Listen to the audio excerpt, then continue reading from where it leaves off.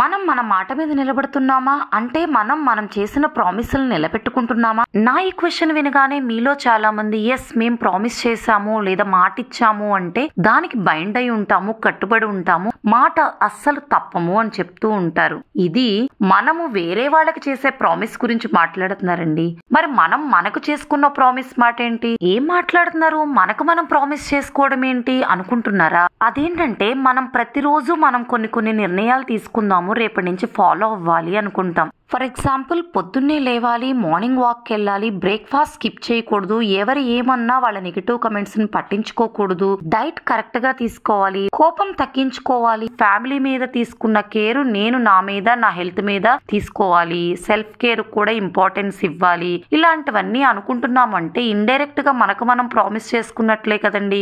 ఎంతసేపు పక్కన వాళ్ళకి ఇచ్చిన ప్రామిస్ నిలబెట్టుకుందాం అని చూస్తున్నా మన కోసం మనం తీసుకున్న నిర్ణయాల గురించి మాత్రం ఆలోచించట్లేదు, అంత టైము కేటాయించట్లేదు, ఆ యాంగిల్లో కూడా ఆలోచించట్లేదు. కనీసం రోజులో కొంచెం సేపు అయినా మన గురించి, మన హెల్త్ గురించి, మన ఆలోచనల గురించి శ్రద్ధ తీసుకుందామండి. ఇది ప్రతి ఒక్కరికి రిలేట్ అయ్యే టాపిక్. సో మనకు మనం చేసుకున్న ప్రామిసులను కూడా నిలబెట్టుకోవడానికి ట్రై చేద్దామండి ఇప్పటి నుంచే. Thank you for watching.